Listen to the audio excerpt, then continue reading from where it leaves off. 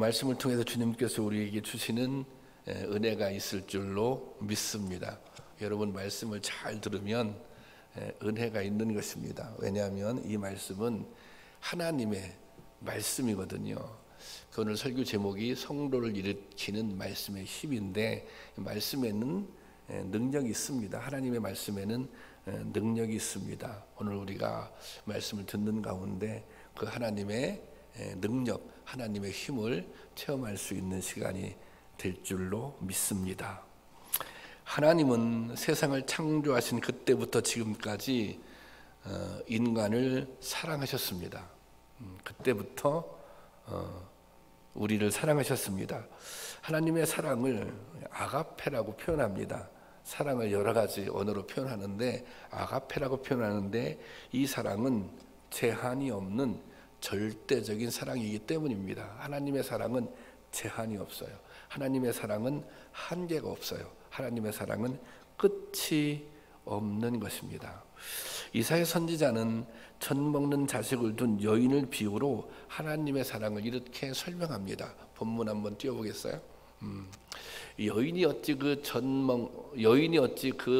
먹는 자식을 잊겠으며, 그렇잖아요. 여인이 어떻게 젖 먹는 어린 자녀들을 잊을 수 있겠는가? 그리고 또 태에서 난 아들을 긍휼히 여기지 않겠는가? 당연하죠. 부모처럼 자식을 사랑하는 부모는 자식을 다 사랑하잖아요. 그런데 그 뒤에 보세요. 그들은 혹시 잊을지라도, 때로 부모님이 자식을 사랑하지만 잊을 수가 있는 거예요. 잊을지라도 나는 너를 잊지 아니할 것이다.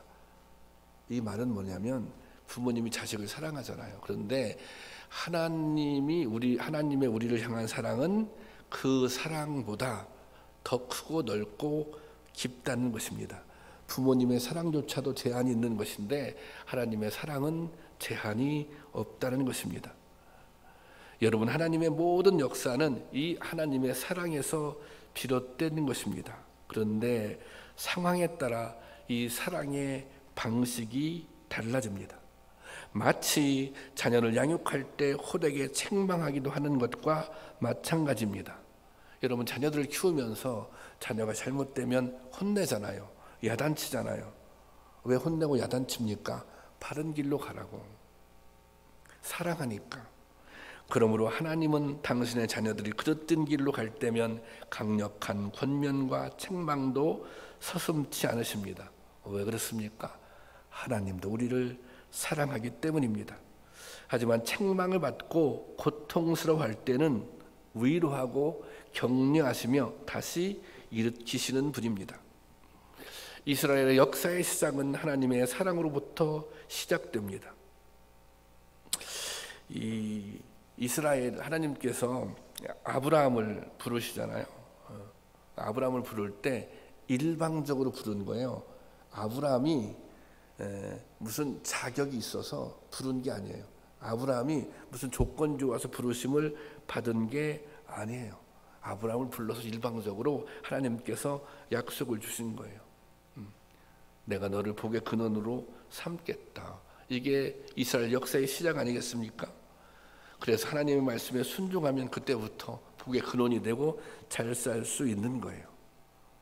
그런데 이스라엘 백성들이 순종하는 것이 아니라 자꾸 불순종하면서 죄를 짓습니다. 그러면 하나님께서는 경고합니다. 경고.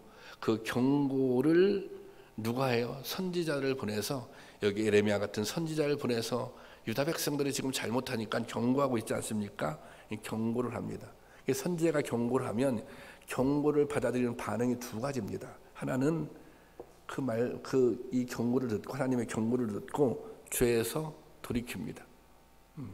그렇지만 또 경고를 무시하고 계속 죄를 짓는 거예요. 그러니까 돌이키지 않으면 징계하는 거예요. 그런데 이 징계가 하나님의 심판으로도 나타날 수 있다는 것입니다.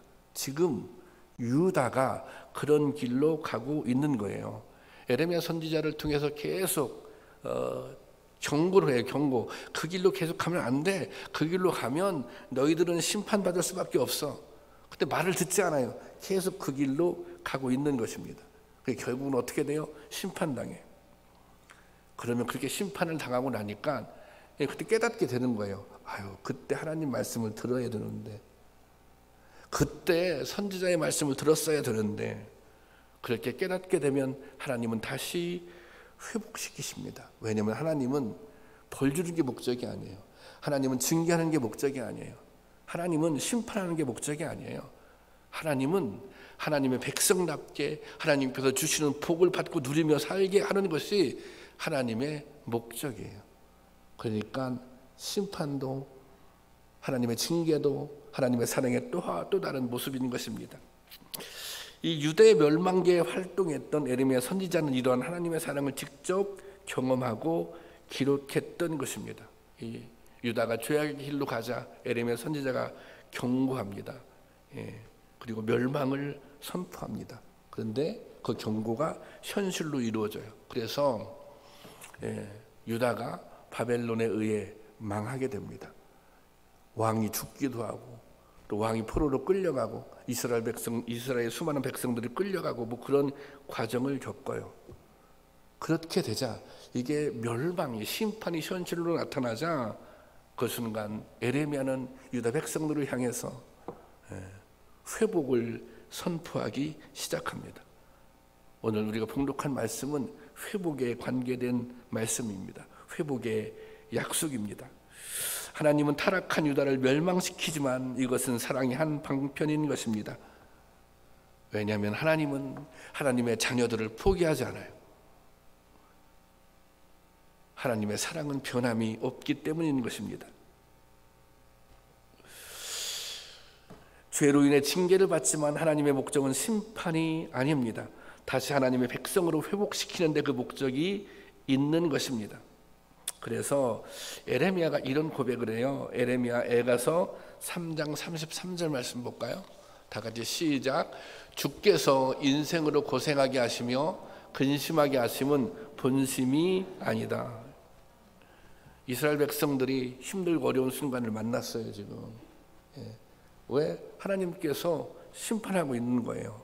그런데 그 심판 자체, 이스라엘 백성들이 유다 백성들이 당하고 있는 그 고통 자체, 그것이 하나님의 본심이 아니라는 거예요. 그것 때문에 근심하게 하는 것은 하나님의 본심이 아니다. 하나님의 본심은 이스라엘 백성들의 회복에 있는 것입니다. 하나님의 본심은 이 유다 백성들이 회복해서 하나님께서 주시는 복을 누리고 살게 하는 것이 하나님의 본심인 것입니다. 여러분, 우리도 고난을 당할 때가 있습니다. 시험을 만날 때도 있습니다.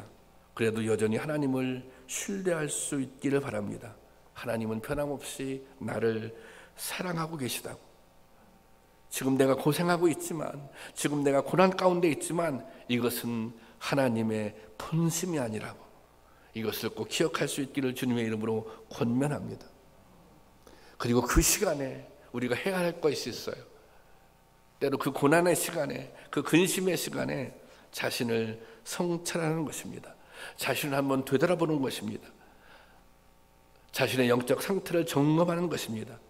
말씀 위에 바르게 서 있는지, 내가 지금 하나님과의 관계가 어긋나 있는지 않는지, 어긋나 있지는 않은지, 그래서 회개할 것이 있으면 회개하고 돌이킬 것이 있으면 돌이키고 부족했던 점이 있으면 채워야 한다는 것입니다. 그러면 회복의 은혜를 경험할 수 있을 것입니다. 지금 코로나19를 지나면서 다 뭐 어렵지만 정말 교회가 어려움을 겪고 있습니다. 교회가 세상의 비난을 정말 많이 받고 있습니다. 물론 교회가 다 잘못이 있는 게 아니에요. 목회자들이 다 그런 게 아니에요. 이 시점에 우리는 한번 다시 생각하는 거예요. 교회에 대해서 다시 생각하는 거예요. 교회는 어떻게 세워져야 할까? 저도 목회에 대해서 다시 한번 생각하고 점검해야 하는 거예요. 또 우리가 이웃에 대해서도, 이웃 사랑에 대해서도 다시 한번 점검하고 생각해 봐야 하는 거예요. 우리가 그랬던 길로 가고 있었던 건 아닌지, 우리가 하나님의 뜻을 잘못 이해하고 있었던 것은 아닌지. 그래서 이 시간은 어떻게 보면 우리 자신을 점검하고 바로 잡는 시간이에요. 하나님의 경고를 들을 때는 어떤 시간이에요? 바로 잡는 시간이에요. 바로 잡으면 더욱 든든히 설 수 있는 것입니다.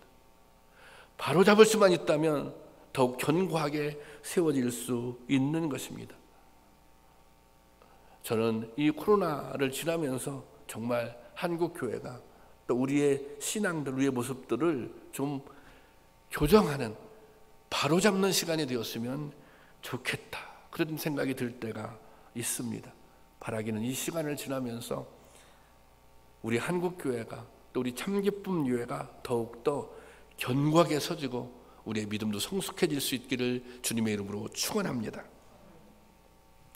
그리고 하나님은 유다와 새로운 언약을 맺겠다고 약속합니다. 너희와 내가 새로운 언약을 맺겠다는 거예요.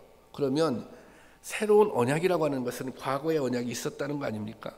이 과거의 언약, 옛 언약은 어떤 것입니까?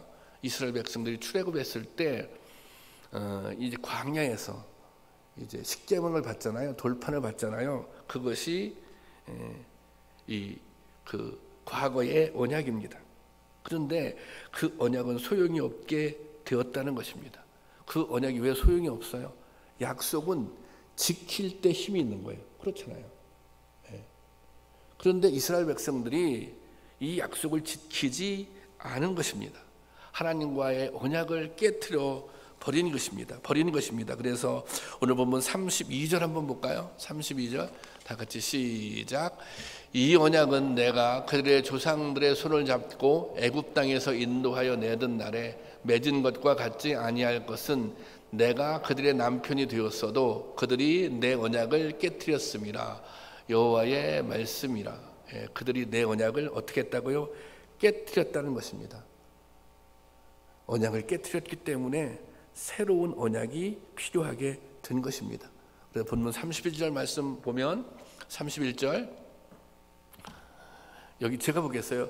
그때가 오면 내가 이스라엘 가문과 유다 가문의 새 언약을 세우겠다. 나 주의 말이다. 그때가 오면 하나님께서 너희들에게 새로운 언약을 세울 것이다. 이게 소망을 주는 말씀이에요. 희망을 주는 말씀이에요. 지금 멸망해 가고 있는 유다 백성들을 향해서 이 에레미야와 동시대에 활동했던 선지자들이 무수히 많습니다. 그런데 대부분 에레미야와는 다른 내용의 말씀을 선포합니다. 이게 선지자라고 하는 것은, 예언자라고 하는 것은 하나님의 말씀을 받아서 선포한다고 했잖아요. 그래서 오늘 본문 말씀 보면 요 전에 앞에 한번 말씀 띄워보세요. 그때 요 앞에 지금 말씀 여기 보면 오늘 본문 보면 다 끝날 때마다 여호와의 말씀이니라 그래요. 여호와의 말씀이니라. 이것은 무슨 뜻이에요? 지금 에레미야가 선포하고 있지만 그것은 누구 말씀이에요? 하나님의 말씀이에요.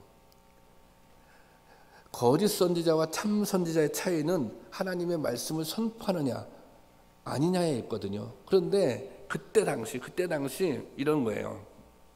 지금 에레미야는 이렇게 선포해요. 자, 그때가 오면 희망이 있어요. 그때가. 근데 지금은 그때가 아니에요. 아직 그때가 오지 않았어요. 지금은 어떤 순간이에요? 지금은 무너지고 있는 순간이에요. 지금 무너지고 있어요. 근데 이게 마지막이 아니에요. 거짓 선지자들은 어떻게 해서 거짓 선지자들은 지금 희망이 있다는 것입니다. 지금 아무런 문제가 없다는 거예요. 지금 이렇게 살아도 된다는 거예요. 거짓 선지자들은 그때가 오면 희망이 있는 것이 아니라 지금 있다고, 지금 희망이 있다고 계속 이제 그 말씀을 선포했던 것입니다.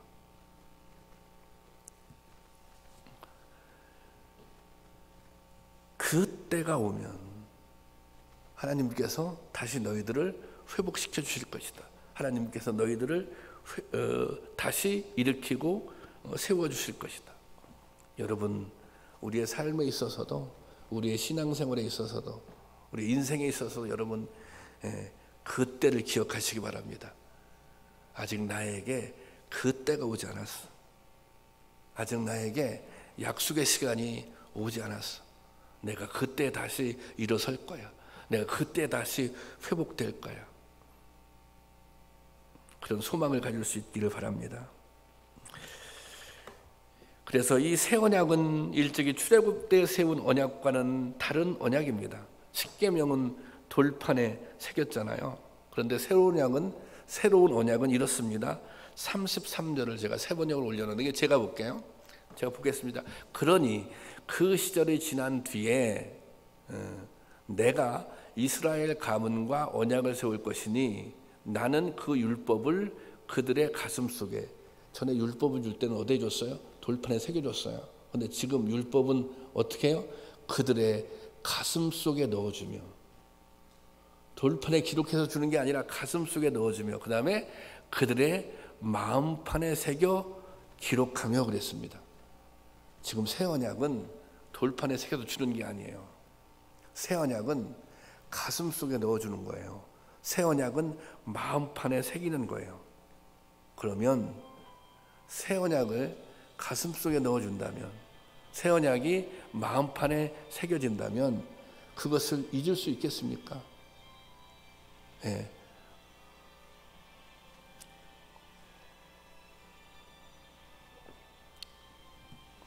지금 아무도 본인 게 아니라고 생각. 난 갑자기 혹시 내 건가 그랬네. 예. 이게 중요한 순간이라 그렇게 이제 체크하는 거 여러분 정신 번쩍 나시잖아요, 그죠? 약간 졸리려고 했는데 그들의 가슴 속에 넣어주는 거예요. 그들의 마음판에 새기는 거예요. 그러니까 이스라엘 백성들의 문제 잘못이 뭐예요? 이것은 이런 거예요.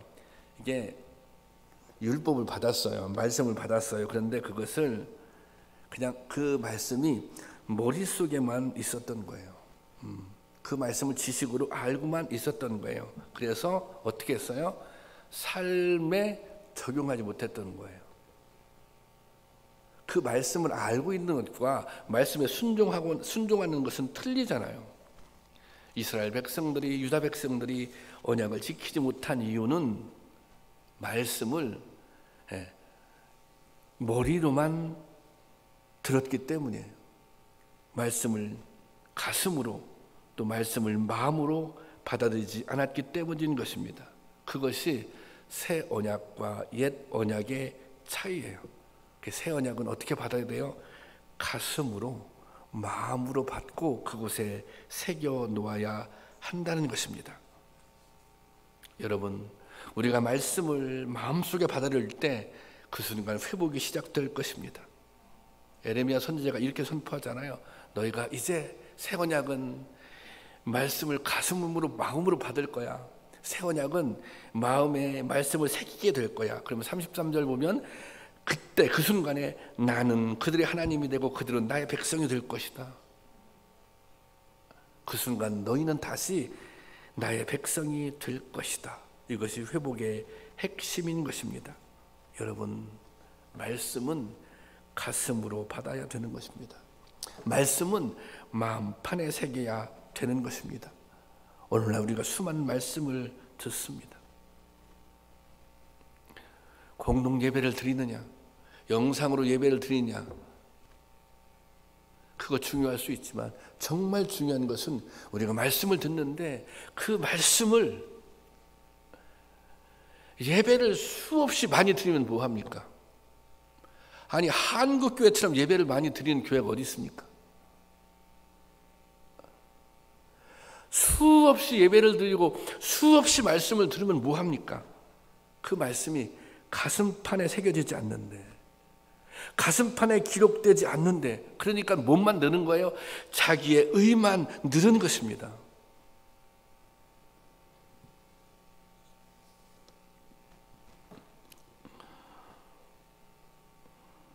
우리가 말씀을 듣지만 변화가 없는 것, 새로워지지 않는 것, 그리고 회복의 은혜를 경험하지 못하는 것은 듣기만 하기 때문입니다.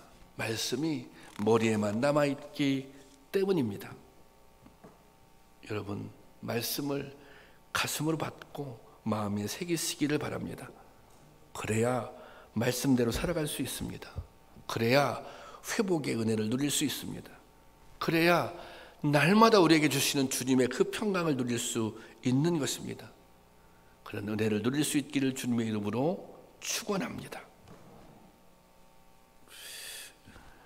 그리고 한 가지 더, 이 말씀을 마음판에 새길 때 하나님과 깊은 교제를 나눌 수 있는 것입니다. 오늘 34절 본문인데요, 그냥 올려만 주세요. 여기 보면 그때 이제 회복의 때를 얘기하는 것입니다. 그때 이웃이나 동포끼리 서로 너는 주님을 알아라 하지 않을 것이요. 이 말은 주님을 알아라, 이것은 주님을 제대로 알게 되었다 그 말이에요. 주님을, 이게 굉장히 중요해요. 왜냐하면 유다 백성들이 말씀을 그동안 듣지 않았을까요? 말씀을 몰랐을까요? 율법을 몰랐을까요? 그래서 하나님을 알지 못했을까요? 알고 있었단 말이에요. 그런데 여기서 너는 주님을 알아라 하지 않을 것이니, 이게 주님을 제대로 알게 되었다는 거예요. 이 의미가 무엇인가? 이 알다라고 하는 것이 히브리어로 야다라고 하는 뜻인데, 이것은 단순히 지식을 뜻하는 게 아니에요. 그냥 머리로 이해하고 아는 걸 뜻하는 것이 아니라 이것은 관계를 뜻하는 말입니다. 하나님과의 관계를 뜻하는 말이에요.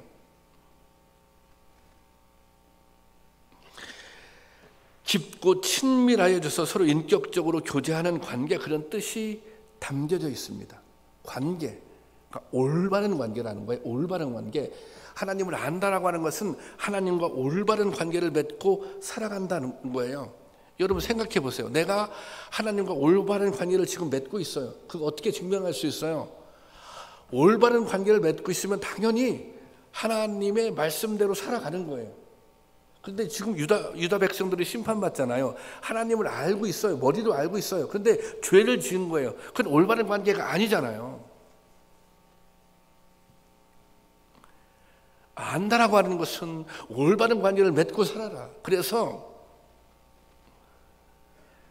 영향력 아래 있다는 거예요. 예.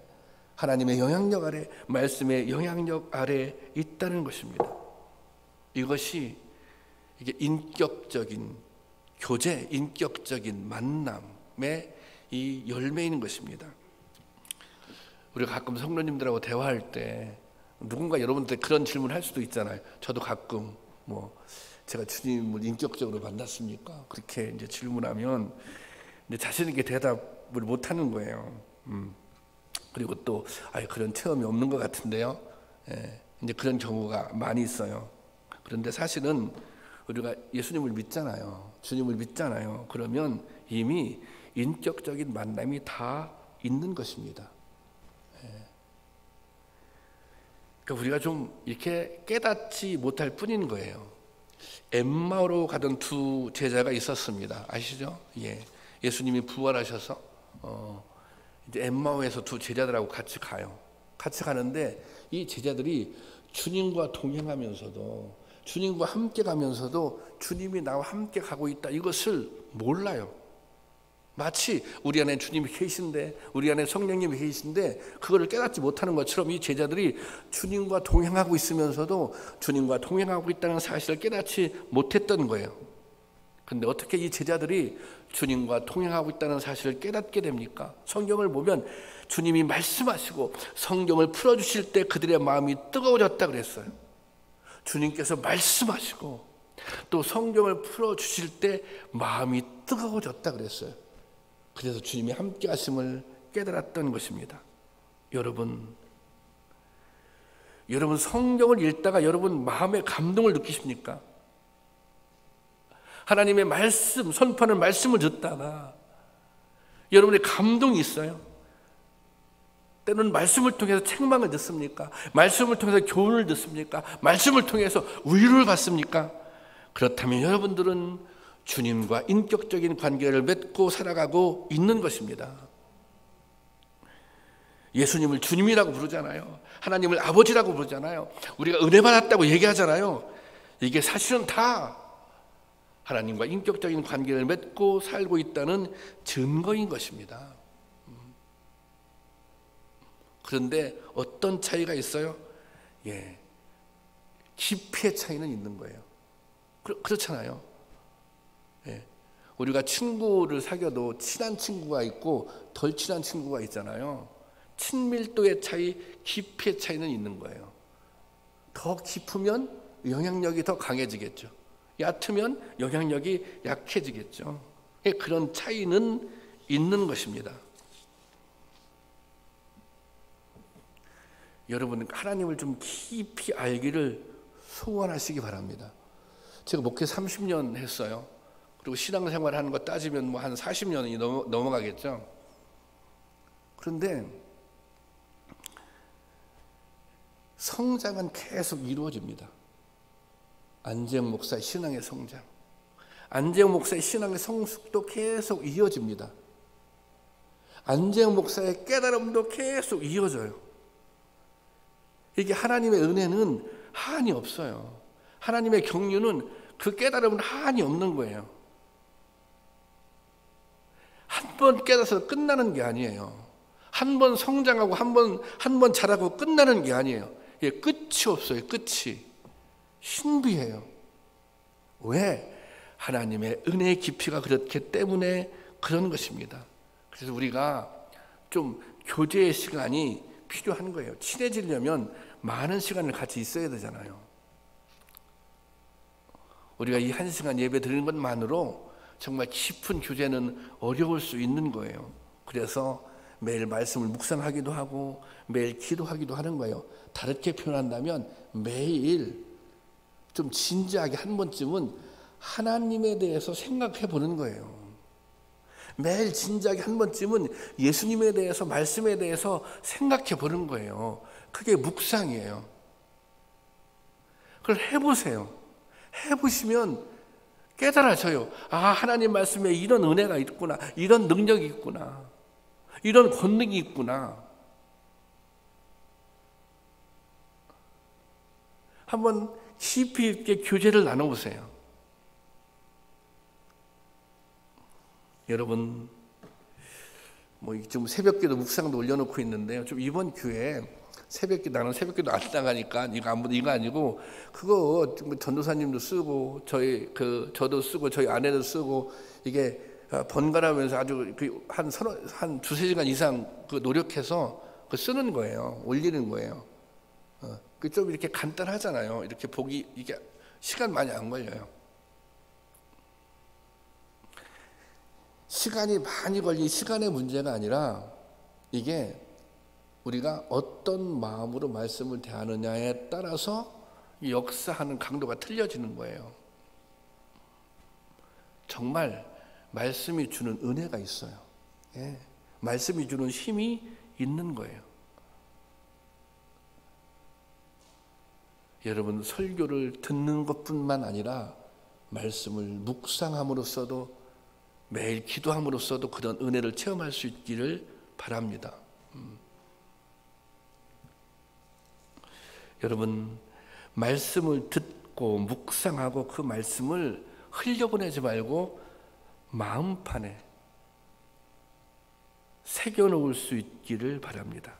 그러면 매 순간 하나님의 임재를 경험하며 살게 될 것입니다. 말씀에, 이 마음에 말씀이 새겨지면 그 말씀이 우리의 삶을 이끌어갈 것입니다. 매일 회복의 은혜를 경험하며 살 수 있을 것입니다. 매일 말씀의 능력을 경험하며 살아갈 수 있는 우리 모두가 될 수 있기를 주님의 이름으로 축원합니다. 기도하겠습니다.